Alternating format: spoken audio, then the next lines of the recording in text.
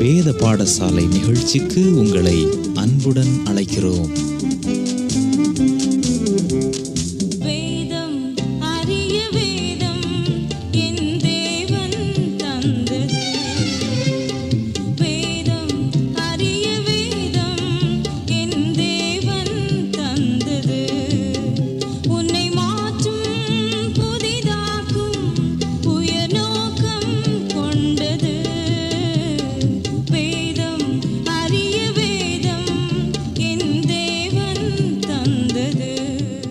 கிறிஸ்துவுக்குள் பிரியமானவர்களே, வேத பாடசாலை நிகழ்ச்சிக்கு உங்களை அன்புடன் வரவேற்கிறோம்.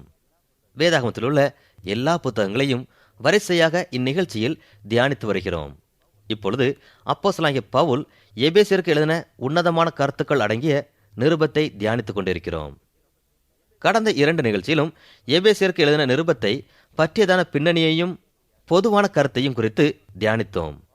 அதோடு கூட பவுல் எபேசியருக்கு எழுதின நிருபத்தின் நோக்கத்தை கூட பார்த்தோம். இந்த உலகில் நாம் வாழும்போது கர்த்தராகிய இயேசு கிறிஸ்துவின் சபையிலே நாம் யாராக இருக்கிறோம், நம்முடைய பொறுப்பு என்னவாக இருக்கிறது என்பதனை அறிவிக்கிறதே இந்த நிருபம் எழுதப்பட்ட நோக்கமாகும். மேலும் இந்த நிருபமானது சபையை குறித்ததான ஒரு சிறந்த இறையியல் படைப்பாகும். ஆதலால் இதை வாசிக்கும் போது மிகவும் கவனத்துடன் வாசிக்க வேண்டும். தேவனுடைய கிருபையினாலே நானும் நீங்களும் கர்த்தராகிய இயேசு கிறிஸ்துவின் பயபக்திக்குரிய சபையாக இந்த உலகிலே வாழுமாறு எபேசியருக்கு எழுதின நிருபமானது நம்மை உற்சாகப்படுத்துகிறது. ஆனால் சபையில் நம்முடைய பொறுப்பு என்ன என்பதனை அறிய இந்த எபேசியருக்கு எழுதின நிருபமானது நமக்கு உதவுகிறது. ஏற்கனவே நாம் கற்றுக்கொண்டபடி இந்த நிருபத்தில் உள்ள 6 அதிகாரங்களில் 1ஆம் அதிகாரம் முதல் 4ஆம் அதிகாரம் 16ஆம் வசனம் வரை போதனை பகுதிகளாகவும் பிந்திய அதிகாரங்கள் நடைமுறை பகுதியாகவும் விளங்குகிறது. இந்த நிருபத்தை எளிதாக வாசித்து இதிலுள்ள ஆழ்ந்த கருத்துக்களை கண்டறிய 7 சிறு குறிப்புகளை தருகிறேன். அதை கவனமாக கவனியுங்கள். முதலாவதாக, எபேசியருக்கு எழுதின நிருபத்தை வாசிக்கும் போது சில விஷயங்களை நன்றாக தியானிக்க வேண்டும். அதாவது, உன்னதங்களிலே என்று பவுல் எழுதும் போது அவர் கிறிஸ்துவுக்குள்ளாக நாம் வாழுவதற்கு தேவையான ஆவிக்குரிய சகல ஆசீர்வாதங்களையும் தேவன் நமக்கு தந்திருக்கிறார் என்று பவுல் கூறுகிறதை நாம் தியானித்து புரிந்து கொள்ள வேண்டும். கிறிஸ்துவானவர் உன்னதங்களிலே வாசம் பண்ணுகிறதுனாலே அவரை ஏற்றுக்கொண்ட நாமும் அவருடன் உன்னதத்திலே வாழ முடியும். ஆனால் சபையின் மூலமாக தேவனுடைய அனந்த ஞானமானது வெளிப்படுத்தப்பட்டு உன்னதங்களிலே செயல்படுகிற சில பொல்லாத ஆவிக்குரிய கொள்கைகளை கண்டெடுத்து உணர்த்துகிறதா இருக்கிறது. ஏனென்றால் ஆவிக்குரிய காரியங்கள் என்று சொல்லப்படுகிற எல்லாமே பரிசுத்த ஆவியானவரால் உண்டானது அல்ல. வானமண்டலங்களில் உண்டாயிருக்கிற எல்லா காரியங்களும் நன்மையான காரியம் என்று கூற முடியாது. நாம் கிறிஸ்துவுக்குள்ளாக உன்னதங்களிலே வாழ வேண்டுமானால் தீய ஆவிகளை, தீய காரியங்களை எதிர்த்து போராட வேண்டும். ஆதலால் தான் பவுல், என் சகோதரரே, கர்த்தரிலும் அவருடைய சத்துவத்தின் வல்லமையிலும் பலப்படுங்கள், நீங்கள் பிசாசின் தந்திரங்களோடு எதிர்த்து நிற்க திராணி உள்ளவர்களாகும்படி தேவனுடைய சர்வாயுத வர்க்கத்தையும் தரித்து கொள்ளுங்கள். ஏனெனில் மாம்சத்தோடும் இரத்தத்தோடும் அல்ல, துரைத்தனங்களோடும் அதிகாரங்களோடும் இப்பிரபஞ்சத்தின் அந்தகார லோகாதிபதிகளோடும் வான மண்டலங்களிலுள்ள பொல்லாத ஆவிகளின் சேனைகளோடும் நமக்கு போராட்டம் உண்டு என்று கூறுகிறார். நம்முடைய போராட்டமானது ஆவிக்குரிய ஒரு போராட்டமாகும்.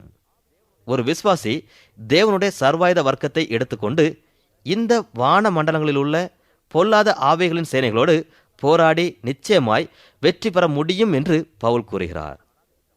தேவனுடைய அநாதி திட்டமானது சபை மக்கள் இவ்விதமான வான மண்டலங்களில் உள்ள பொல்லாத ஆவிகளின் சேனைகளை எதிர்த்து சாட்சியுள்ள ஜீவியம் செய்ய வேண்டும் என்பதேயாகும்.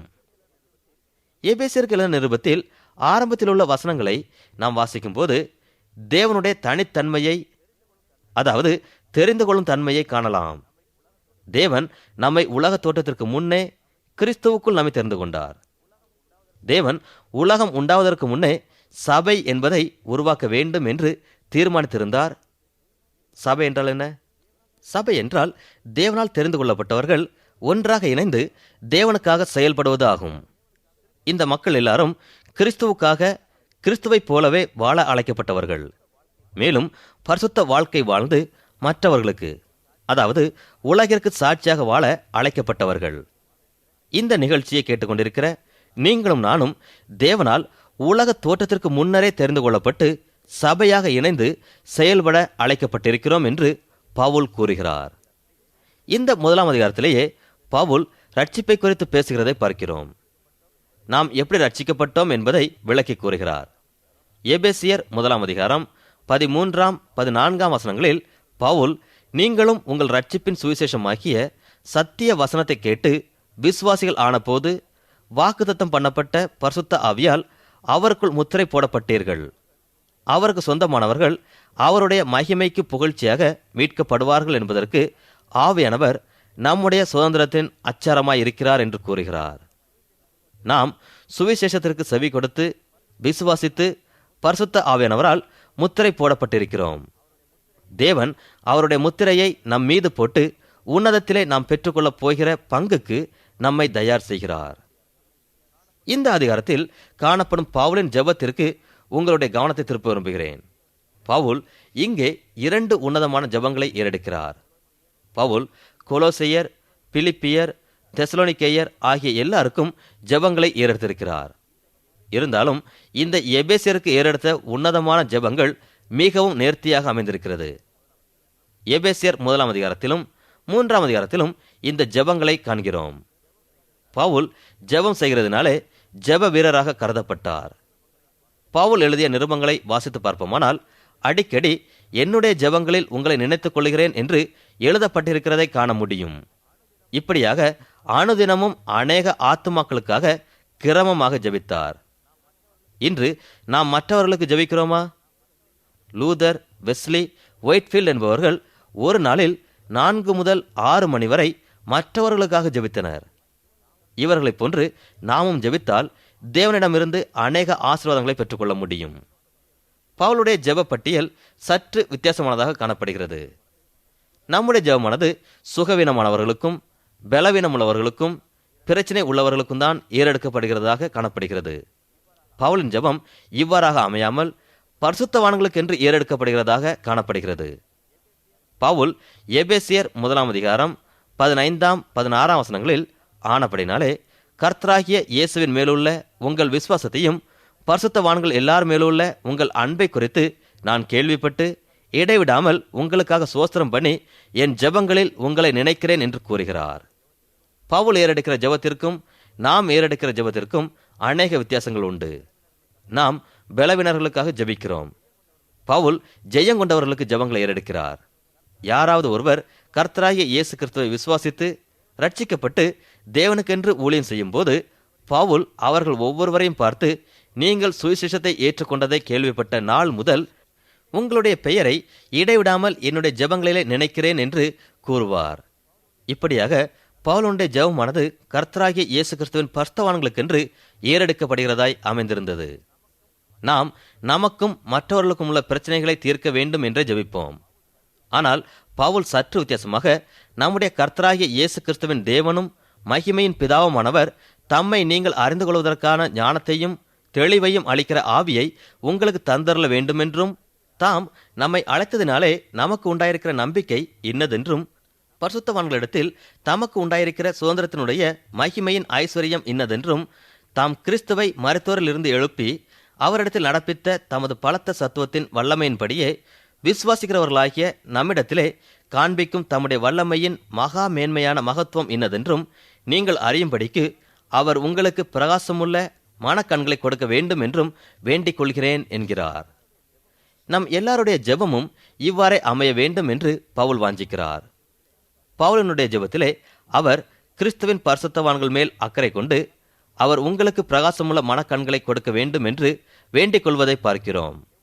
பவுல் எவ்வளவு பலவீனப்பட்டு கண் பார்வை தெளிவில்லாமல் இருந்தாலும் அவர் எபேசியர்கள் ஆவிக்குரிய காரியங்களை அறிந்து கொள்ள வேண்டும் என்பதில் மிகவும் அக்கறை உள்ளவராக காணப்படுகிறார். இந்த ஜெபங்களை நாம் வாசித்து தியானித்தோமானால் நாமும் இவ்வாறு ஜெபிப்பதற்கு பெரிதும் உதவியாக அமையும்.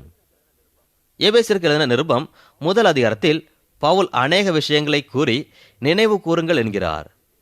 ஆவிக்குரிய ரீதியிலே மறுத்தவர்களாயிருந்தோம், ஆனால் இப்பொழுதோ கிறிஸ்து இயேசுவுக்குள்ளாக ரட்சிக்கப்பட்டிருக்கிறோம் என்று கூறுகிறார். ஒரு முறை ஒரு மனிதன் இயேசுவிடம் வந்து, என்னுடைய தகப்பனாரை அடக்கம் பண்ணின பின்பு நான் உம்மை பின்பற்றி வருகிறேன் என்று கூறினான். அதற்கு இயேசு பிரதித்திரமாக, மரித்தோர் தங்கள் மரித்தோரை அடக்கம் பண்ணட்டும், நீ என்னை பின்பற்றி வா என்று கடினமான காரியத்தை கூறுகிறார். இதன் மூலமாக நாம் அறிந்து கொள்வது என்னவென்றால், நாம் இயேசு கிறிஸ்துவை பின்பற்ற மனதில்லாமல் அநேக சாக்கு போக்குகளை சொல்கிறவர்களாக காணப்படாமல், முதலாவது கர்த்தராகிய இயேசு கிறிஸ்துவை பின்பற்ற வேண்டும். பவுல் எபேசு பட்டணத்திற்கு வருகிறதற்கு முன்னர் அங்கே உள்ள மக்கள் ஆவிக்குரிய ரீதியிலே மரித்தவராய் காணப்பட்டனர். பவுல் அக்கிரமங்களினாலும் பாவங்களினாலும் மரித்தவர்களாயிருந்த உங்களை உயிர்ப்பித்தார். அவைகளில் நீங்கள் முற்காலத்திலே இவ்வுலக வழக்கத்திற்கு ஏற்றபடியாகவும் கீழ்ப்படியாமையின் பிள்ளைகளிடத்தில் இப்பொழுது கிரியை செய்கிற ஆகாயத்து அதிகார பிரபுவாகிய ஆவிக்கு ஏற்றபடியாகவும் நடந்து கொண்டீர்கள். அவர்களுக்குள்ளே நாம் எல்லாரும் முற்காலத்திலே நமது மாம்ச இச்சையின்படி நடந்து நமது மாம்சமும் மனசும் விரும்பினவைகளை செய்து சுவாவத்தினாலே மற்றவர்களைப் போல கோபாக்கினையின் பிள்ளைகளாயிருந்தோம். ஆனால் தேவனோ இரக்கத்தில் ஐஸ்வர்யமுள்ளவராய் நம்மில் அன்பு கூர்ந்த தம்முடைய மிகுந்த அன்பினாலே அக்கிரமங்களில் மறுத்தவர்களாயிருந்த நம்மை கிறிஸ்துவுடனே கூட உயிர்ப்பித்தார். கிருபையினாலே ரட்சிக்கப்பட்டீர்கள் என்று கூறுகிறார். மேலும் பவுல், கிருபையினாலே விசுவாசத்தை கொண்டு ரட்சிக்கப்பட்டீர்கள், இது உங்களால் உண்டானதல்ல, இது தேவனுடைய ஈவு. முன்னே தூரமாயிருந்த நீங்கள் இப்பொழுது கிறிஸ்து இயேசுவுக்குள் கிறிஸ்துவின் இரத்தத்தினாலே சமீபமானீர்கள். எப்படியெனில் அவரே நம்முடைய சமாதான காரணராகி இரு திறத்தாரையும் ஒன்றாக்கி பகையாக நின்ற பிரிவினையாகிய நடுச்சுவரை தடுத்து பகையை சிலுவையினால் கொன்று அதனாலே இரு திறத்தாரையும் ஒரே சரீரமாக தேவனுக்கு ஒப்புரவாக்கினார் என்று கூறி இதை ஒருபோதும் மறவாமல் நினைத்தரல வேண்டும் என்கிறார். எபேசியர் 3ஆம் அதிகாரத்தில் பவுல் சபையை குறித்து அநேக விஷயங்களை வெளிப்படுத்தியிருக்கிறார். ஒரு காலத்தில் பவுல் பரிசேயருக்கு பரிசேயராகவும் இயேசு கிறிஸ்துவை வெறுப்பவராகவும் காணப்பட்டார். அவர் தேவன் தம்முடைய அநாதை தீர்மானத்தின்படி யூதர்களையும் புறஜாதியரையும் கிறிஸ்துவாக ஒரே சரீரத்தில் இணைப்பார் என்று நினைத்து கூட பார்த்ததில்லை. ஆனால் இன்றோ பவுல் சபையின் ரகசியத்தை 3ஆம் அதிகாரத்தில் விளக்குகிறார். அன்பானவர்களே, எபேசியர் 3ஆம் அதிகாரத்தை ஜெபத்துடன் வாசித்து பரிசுத்த ஆவியானவரின் உதவியுடன் சபையின் ரகசியத்தை அறிந்து கொள்ள முற்படுவோம்.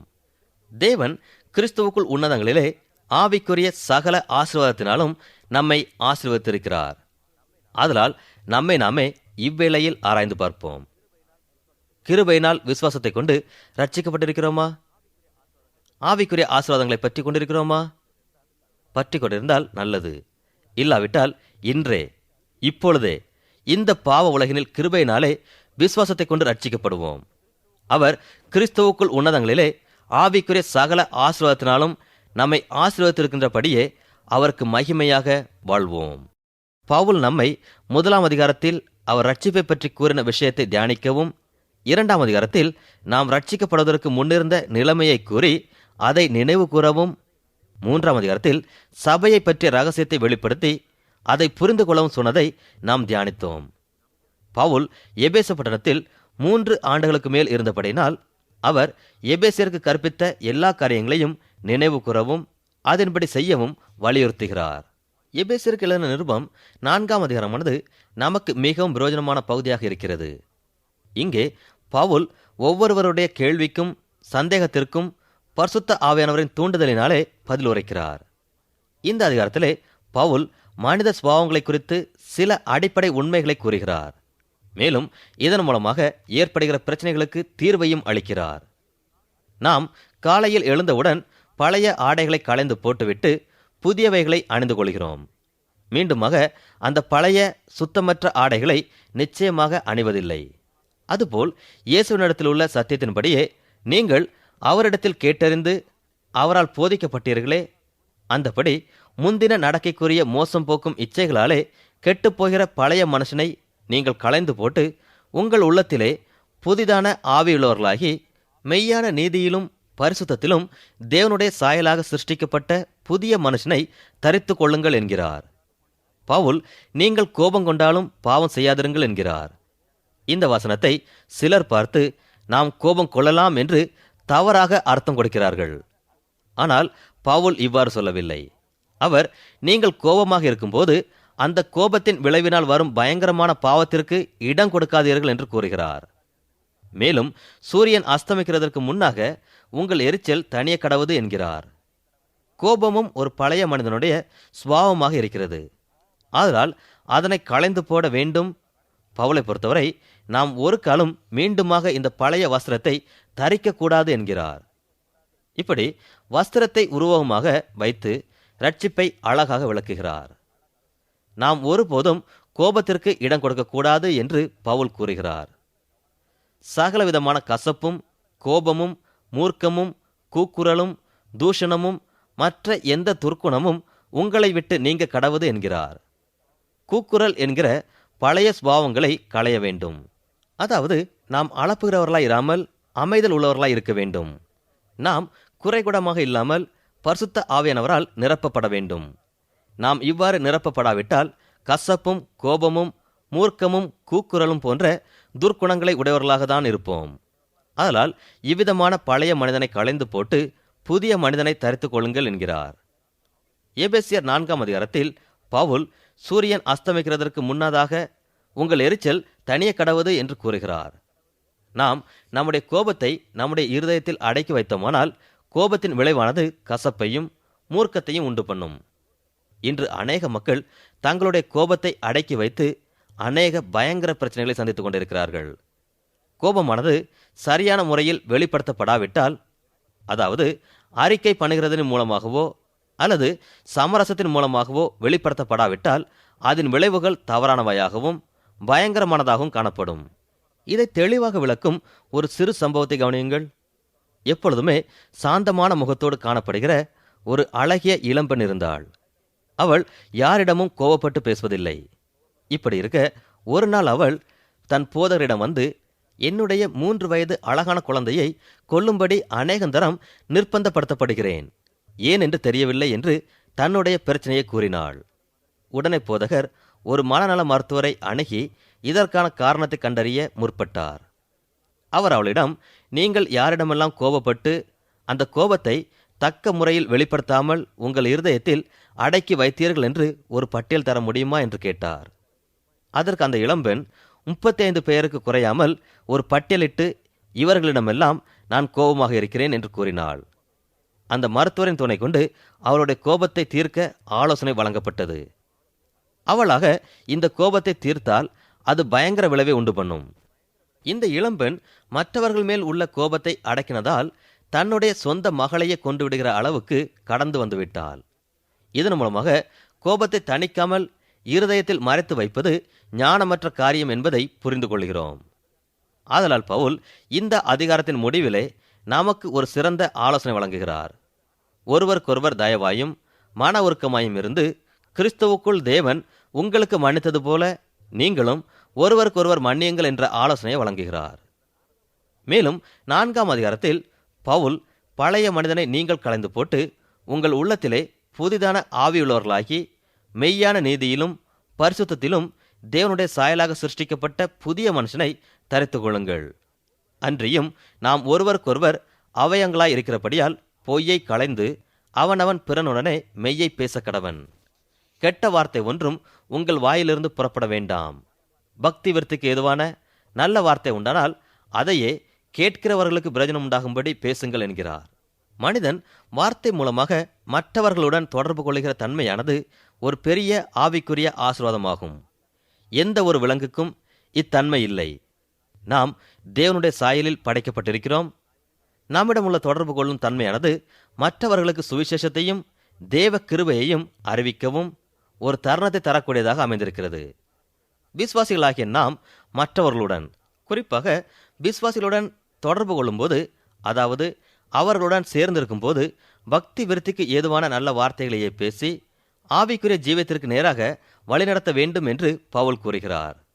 சில சமயம் அவர்களை தவறாக வழிநடத்தி விடுகிறோம். அவ்வாறு இல்லாதபடி நல்ல விதமாக தொடர்பு கொண்டு நல்ல வார்த்தைகளையே பேசி பக்தி விருத்தி அடைய செய்ய வேண்டும் என்கிறார். பவுல் நாம் எவ்வாறு பழைய வஸ்திரத்தை களைந்து போட்டு புதிய வஸ்திரத்தை தரித்துக் கொள்வது என்று விளக்கின பின்பு நம்முடைய நடக்கை எவ்வாறு இருக்க வேண்டும் என்பதனை விளக்குகிறார். கிறிஸ்துவுக்குள் வாழ்வதே நம்முடைய அனுதின அனுபவமாக இருக்க வேண்டும். நாம் ஒரு ஆவிக்குரிய கூட்டத்திற்கு செல்கிறோம். அங்கே தேவ ஊழியர் பிரசங்கிக்கிறார். நாமும் செவி கொடுக்கிறோம். கிறிஸ்துவுக்குள் வாழ வேண்டும் என்ற தீர்மானமும் எடுக்கிறோம். ஆனால் செயல்படுத்தும் நேரம் பின்னோக்கி நம்முடைய பழைய வாழ்க்கையை ஜீவிக்க ஆரம்பிக்கிறோம். அவ்வாறு இருக்கக்கூடாது என்று வேதம் நமக்கு எச்சரிக்கிறது. நிருபங்கள் எல்லாமே கிறிஸ்துவுக்குள்ளாக நாம் வாழ வேண்டும் என்று கூறுகின்றது. ஆதலால் கிறிஸ்துவுக்குள்ளாக அனுதினமும் ஒவ்வொரு நொடியும் வாழ்வதே நம் ஒவ்வொருவருடைய அனுபவமாக இருக்க வேண்டும். அதனால் தான் எபேசியருக்கு எழுதின நிருபத்தின் 4ஆம் அதிகாரம் 15ஆம் வசனத்தில் பவுல் அன்புடன் சத்தியத்தை கைக்கொண்டு தலையாகிய கிறிஸ்துவுக்குள் எல்லாவற்றிலேயும் நாம் வளர்கிறவர்களாக இருக்கும்படியாக அப்படி செய்தார் என்று கூறி நம் ஒவ்வொருவரையும் அன்பிலே நடவுங்கள் என்கிறார். மேலும் நம்மிடம் அன்பு இல்லாவிட்டால் கிறிஸ்துவின் சரீரத்தில் அங்கமாக இருக்க முடியாது என்றும், கிறிஸ்து நமக்காக தம்மை தேவனுக்கு சுகந்த வாசனையான காணிக்கையாகவும் பலியாகவும் ஒப்பு கொடுத்து நம்மில் அன்பு கூர்ந்தது போல நீங்களும் அன்பிலே நடந்து கொள்ளுங்கள் என்றும் கூறுகிறார். பவுல் எபேசியரையும் நம்மையும் வெளிச்சத்தின் பிள்ளைகளாய் நடந்து கொள்ளுங்கள் என்கிறார். மேலும் பவுல் கர்த்தருக்கு பிரியமானது இன்னதென்று நீங்கள் சோதித்து பாருங்கள். ஆவியின் கனி சகல நற்குணத்திலும் நீதியிலும் உண்மையிலும் விளங்கும் கனியற்ற அந்தகார கிரியைகளுக்கு உடன்படாமல் அவைகளை கடிந்து கொள்ளுங்கள். நீங்கள் ஞானமற்றவர்களைப் போல நடவாமல் ஞானம் உள்ளவர்களைப் போல கவனமாய் நடந்து கொள்ள பார்த்து நாட்கள் பொல்லாதவைகளானதால் காலத்தை பிரயோஜனப்படுத்திக் கொள்ளுங்கள். ஆகையால் நீங்கள் மதியற்றவர்களாயிராமல் கர்த்தருடைய சித்தம் இன்னதென்று உணர்ந்து கொள்ளுங்கள் என்று கூறுகிறார். பவுல் எபேசியருக்கு எழுதின இந்த சிறந்த நிருபத்தில் கிறிஸ்துவுக்குள்ளாக உன்னதங்களில் வாழ வேண்டும் என்று கூறும் இந்த கருத்தை சிலர் தவறாக புரிந்து கொண்டு துறவிகள் போல் வாழ வேண்டுமா என்று கேட்கின்றனர். ஆனால் பவுல் இவ்வாறு கூறவில்லை. இந்த பாவ உலகின் மத்தியிலும் பரிசுத்த ஆவியானவரின் துணை கொண்டு பரிசுத்தமாக தேவனுடைய சித்தத்தின்படி சகல ஆசீர்வாதங்களோடு வாழ வேண்டும் என்றுதான் பவுல் கூறுகிறார். பெரும்பாலான சமூக கூடங்களும் சமூக சேவைகளும் கர்த்தராகிய இயேசு கிறிஸ்து மூலமாகத்தான் தோன்றிற்று. சமுதாய பிரச்சனைகளுக்கு தீர்வும் இரக்கமும் மனிதனின் இருதயத்திலிருந்து தோன்றுகிறதில்லை. தீர்வும் இரக்கமும் தேவனிடத்தில் இருந்தே வருகிறது. இதன் மூலம் ஒரு மனிதன் கிறிஸ்துவுக்கு உள்ளாக உன்னதங்களிலே எப்படி வாழ்வது என்று அறிந்து கொள்ள முடியும். பொதுவாக சமுதாய சேவை செய்ய தோற்றுத்தவர்களின் பின்னணியை ஆராய்ந்து பார்த்தால் அவர்கள் இவ்விதமாக கிறிஸ்துவுக்குள் உன்னதங்களிலே வாசம் செய்கிறவர்களாக காணப்படுவார்கள். இதற்கான ஒரு உதாரணத்தை பார்ப்போம். ஒரு நற்செய்தி பணியாளரால் துன்ப துயரத்தில் இருக்கும் இளம்பெண்களுக்கு ஒரு காப்பகம் ஆரம்பிக்கப்பட்டது. காப்பகம் ஆரம்பிக்கும் முன்னர் ஒரு நாள் அவர் ஒரு சேரி பகுதியில் இரவு நேரத்தில் பிரசங்கம் பண்ணி கொண்டிருந்தார். அந்த நேரத்தில் சேரி பகுதியை சேர்ந்த அவலமாய் வாழ்ந்த 2 பெண்கள் சுவிசேஷத்தை ஏற்றுக்கொண்டு ரட்சிக்கப்பட்டனர். கர்த்தராகிய இயேசு கிறிஸ்து 2000 வருடங்களுக்கு முன்னர் விபச்சாரத்தில் கையும் மெய்யுமாய் பிடிப்பட்ட பெண்ணை பார்த்து, நீ போ, இனி பாவம் செய்யாதே என்று கூறினபடி இந்த ஊழியரும் 2 பெண்களையும் பார்த்து கூறினார். அதற்கு அந்த 2 பெண்கள் தங்கள் நிலைமையை கூறி, எங்களுக்கு பாவம் செய்ய விருப்பமில்லை, ஆனால் நாங்கள் என்ன செய்ய வேண்டும், எங்கு செல்ல வேண்டும் என்று தெரியவில்லை என்றனர். அவர்கள் தாங்கள் கர்த்தருக்கென்று புதியதொரு வாழ்க்கை வாழ விரும்பியும் வேறொரு வழி தெரியாததனால் அவர்கள் மேல் பரிதாபப்பட்டு, அவர்களுக்கு மாத்திரமல்ல, இப்படி தவறிச் செல்லும் இளம்பெண்களுக்கு சுவிசேஷம் அறிவித்து காப்பாற்ற ஒரு காப்பகம் இந்த ஊழியரால் ஏற்படுத்தப்பட்டது. இது மாத்திரமல்ல, பெரிய பெரிய மருத்துவமனைகளும் தொண்டு நிறுவனங்களும் தேவனுடைய பெரிதான இரக்கத்தினாலே கிறிஸ்துவுக்குள்ளாக உன்னதங்களில் சகல ஆசீர்வாதத்தோடு வாழ்கிற மனிதர்கள் மூலமாக பெரும்பாலும் நிறுவப்பட்டிருக்கிறது. இப்படிப்பட்டவர்களின் இருதயத்தில்தான் இரக்கத்தை காண முடிகிறது. கிறிஸ்துவுக்குள் வாழ்கிறவர்களின் இருதயமானது தேவனுடைய இருதயத்தோடு இசைந்திருக்கிறபடியால் நிச்சயமாக இரக்கத்தை காண முடியும். இப்படிப்பட்டவர்கள் கட்டாயமாக உலகத்தில் தேவையோடு இருக்கிற மக்களை கருத்தோடு விசாரித்து உதவி செய்வார்கள். கிறிஸ்துவுக்குள்ளாக உன்னதங்களிலே வாழும் ஒரு விசுவாசி உலகத்தாருடைய தேவைகளை சந்திக்காமல் இருக்க மாட்டான். ஆதலால்தான் பவுல், நீங்கள் மதியற்றவர்களாயிராமல் கர்த்தருடைய சித்தம் இன்னதென்று உணர்ந்து கொள்ளுங்கள் என்று கூறுகிறார். அதாவது கர்த்தருடைய சித்தப்படி நாம் உலகத்தாருடைய தேவைகளை சந்திக்க வேண்டும். இந்த பகுதியில் பவுல் கிறிஸ்துவை பின்பற்றும் விசுவாசிகளுக்கு இவ்வாறு அறிவுரை கூறுகிறார். துன்மார்க்கத்திற்கு ஏதுவான மதுபான வெறி கொள்ளாமல் ஆவியில் நிறைந்திருங்கள். இதை கட்டளையாக சொல்லுகிறார். அதாவது நம் துன்மார்க்கத்திற்கு நம்மை வழிநடத்தி செல்லும் மதுபானத்தை அருந்தாமல் பரிசுத்த ஆவியானவரால் நிரப்பப்பட வேண்டும். பரிசுத்த ஆவியானவரால் வழிநடத்தப்பட வேண்டும். இப்படி நாம் வழிநடத்தப்படும் போது கிறிஸ்துவுக்குள் உன்னதங்களிலே நாம் எப்படி வாழ வேண்டும், எப்படி நடக்க வேண்டும் என்பதை பரிசுத்த ஆவியானவர் நமக்கு கற்றுத்தருகிறார். அன்பானவர்களே, இந்த பரிசுத்த ஆவியானவரை நாம் பெற்றிருக்கிறோமா? பழைய வாழ்க்கையாகிய அசுத்த வஸ்திரத்தை களைத்து போட்டு புதிய மனிதனை தரித்துக் கொள்வோம். பிறரை தேவனுக்குள் வழிநடத்த ஜெபிப்போம். தேவன் நாம் மூலமாய் பெரிய காரியங்களை செய்வார். அன்பானவர்களே, முழு வேதாகமத்தையும் முறைப்படி கற்றுக்கொள்ள வேத பாடசாலை நிகழ்ச்சி உங்களுக்கு உதவுகிறது என்று நம்புகிறோம். இந்நிகழ்ச்சியை குறித்த உங்கள் கருத்துக்களை எங்களுக்கு எழுதி அனுப்புங்கள். எங்கள் முகவரி: வேத பாடசாலை, விஸ்வவாணி, தபால் பெட்டி எண் 34, திருநெல்வேலி 2, தமிழ்நாடு. மீண்டும் கூறுகிறோம்: வேத பாடசாலை, விஸ்வவாணி, தபால் பெட்டி எண் 34, திருநெல்வேலி 2, தமிழ்நாடு.